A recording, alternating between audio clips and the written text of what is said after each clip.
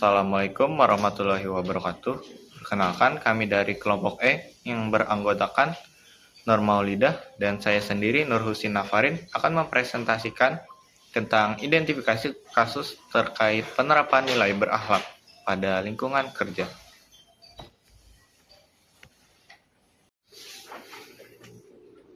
Aparatur sipil negara atau ASN merupakan unsur utama dalam penyelenggaraan pemerintahan yang bertugas memberikan pelayanan kepada masyarakat secara profesional, jujur, adil, dan merata.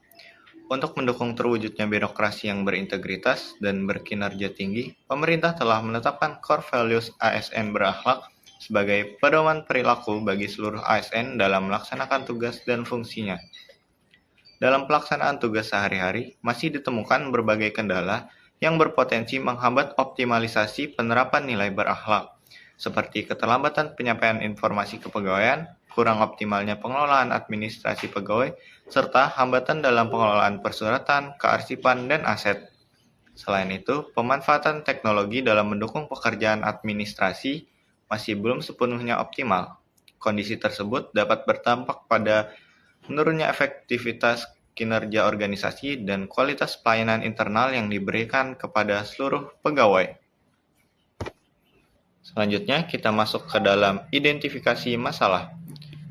Masalah yang pertama adalah data inventaris barang milik negara atau BNM belum tercatat secara akurat dan mutakhir, sehingga menyulitkan pengelolaan aset serta membuat operasional kantor menjadi tidak optimal. Yang kedua adalah pengurusan hak kepegawaian seperti kenaikan pangkat, cuti, dan kenaikan gaji berkala sering mengalami keterlambatan, sehingga menghambat pemenuhan hak pegawai dan menurunkan motivasi kinerja pegawai. Analisis masalah kasus 1, yang pertama yaitu pemahaman pengelola BMN terhadap administrasi aset masih perlu ditingkatkan. Kemudian yang kedua, inventarisasi dan stock of name belum dilakukan secara rutin. Yang ketiga, ada dokumentasi perpindahan aset belum tertib. Kemudian yang keempat, inventarisasi data BMN masih dilakukan secara manual. Dan yang terakhir adalah koordinasi antara pengelola BMN dan pengguna barang belum optimal.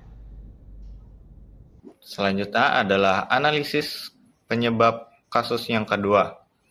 Mengapa hal ini bisa terjadi? Yang pertama adalah beban kerja pegawai yang tinggi. Ini disebabkan karena kurangnya penempatan pegawai pada seksi urusan kepegawaian. Yang kedua adalah belum ada sistem monitoring dan reminder yang efektif. Yang ketiga adalah proses administrasi masih banyak yang dilakukan secara manual. Dan yang terakhir adalah kurangnya kesadaran pegawai untuk memantau dan mengurus hak serta kewajiban kepegawaian secara aktif. Alternatif solusi yang pertama untuk kasus 1 berdasarkan nilai berakhlak adalah yang pertama ada berorientasi pelayanan. Solusinya yaitu menyediakan layanan peminjaman dan distribusi aset BMN internal yang cepat, responsif, dan berbasis kebutuhan real pegawai teknis. Dengan database BMN yang akurat, subbagian tata usaha dapat memastikan pemenuhan fasilitas kerja seperti perangkat komputer pembuat paspor atau perangkat pemeriksaan keimigrasian berjalan tanpa hambatan demi kepuasan pelayanan masyarakat. Solusi yang kedua untuk nilai berakhlak akuntabel yaitu mewajibkan setiap perpindahan, penyerahan, atau penggunaan aset menggunakan formulir digital seperti Google Form yang otomatis menghasilkan berita acara serah terima. Sehingga histori barang tercatat dengan jelas. Selain itu juga dilakukan stock of name fisik secara berkala untuk mencocokkan jumlah real aset dengan data di aplikasi guna mencegah penyalahgunaan fasilitas negara.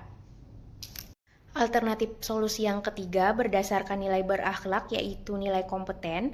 Solusinya adalah melakukan pemetaan kompetensi staf tata usaha serta mengirimkan operator BMN secara berkala ke kantor wilayah atau instansi terkait seperti KPKNL untuk mengikuti bimbingan teknis intensif. Hal ini bertujuan meningkatkan keahlian operator dalam mengoperasikan modul aset pada aplikasi keuangan negara terbaru secara presisi. Alternatif solusi yang keempat berdasarkan nilai berakhlak harmonis, yaitu membangun komunikasi dan keterbukaan yang baik antar ruangan di kantor saat melakukan pendataan ulang aset. Petugas BMN atau operator BMN melakukan pendekatan yang persuasif dan humanis saat memeriksa keberadaan fisik barang di tiap seksi kerja, sehingga proses pemutakhiran data tidak menimbulkan ketegangan atau salah paham antar pegawai.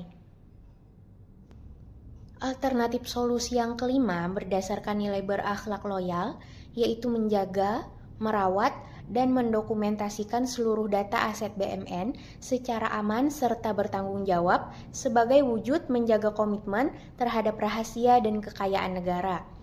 Setiap pegawai dapat berkomitmen untuk melaporkan secara jujur jika ada kerusakan atau kehilangan aset dinas demi menjaga nama baik dan integritas instansi. Alternatif solusi yang keenam pada nilai berakhlak adaptif, yaitu melakukan inovasi digitalisasi tata kelola BMN dengan menerapkan sistem pelabelan berbasis QR Code atau barcode pada setiap fisik barang. Langkah ini mempermudah petugas dalam melakukan pemindaian atau scanning kilat menggunakan smartphone untuk memperbarui status, kondisi, dan posisi aset secara real-time di dalam sistem. Alternatif solusi yang terakhir dari nilai berakhlak kolaboratif, yaitu pengelola BMN atau operator BMN dapat membentuk tim gugus tugas pengosongan dan pemutakhiran aset yang melibatkan perwakilan dari seluruh seksi di kantor. Kolaborasi ini memastikan setiap seksi aktif melaporkan mutasi internal barang mereka secara mandiri, sehingga beban pemutakhiran data tidak hanya menumpuk di operator BMN saja. Selanjutnya adalah alternatif solusi pada kasus yang kedua. Yang pertama adalah berorientasi pada pelayanan. Dalam penerapan nilai berorientasi pelayanan administrasi kepegawaian perlu diberikan secara cepat, tepat, dan ramah. Dengan pelayanan yang responsif, kebutuhan dan hak-hak pegawai dapat dipenuhi secara optimal. Kemudian nilai akuntabel diwujudkan dengan membuat monitoring usulan kenaikan pangkat, KGB, dan cuti, serta melakukan evaluasi secara berkala. Langkah ini bertujuan agar setiap proses dapat dipantau dan diselesaikan tepat waktu. Kemudian untuk nilai kompeten dapat diwujudkan dengan meningkatkan kualitas layanan. Pengelola kepegawaian perlu terus mengembangkan kompetensinya melalui pelatihan, bimbingan teknis, maupun sharing knowledge terkait regulasi dan administrasi kepegawaian. Kemudian nilai harmonis dapat diterapkan dengan membangun komunikasi yang baik melalui grup informasi kepegawaian. Media ini dapat digunakan untuk penyampaian informasi, konsultasi, dan koordinasi dengan pegawai secara lebih aktif. Penerapan nilai loyal dilakukan dengan memberikan pemberitahuan kepada pegawai yang akan memasuki periode kenaikan pangkat, KGB, maupun pegawai yang perlu melakukan pembaruan data pegawai. Hal ini menunjukkan komitmen dalam membantu pemenuhan hak-hak pegawai. Kemudian nilai adaptif diwujudkan melalui pemanfaatan teknologi seperti aplikasi spreadsheet, monitoring, atau sistem reminder digital untuk membantu pemantauan jadwal, layanan kepegawaian, dan mengurangi keterlambatan proses administrasi. Dan yang terakhir adalah penerapan nilai kolaboratif dilakukan melalui memperkuat koordinasi antara pengelola kepegawaian, atasan langsung, dan pegawai terkait. Kerjasama yang baik akan mempercepat penyelesaian administrasi dan meminimalkan kendala dalam proses pengusulan. Penerapan nilai berakhlak di bidang kepegawaian dan umum memiliki peran penting dalam mendukung kelancaran operasional dan kinerja organisasi.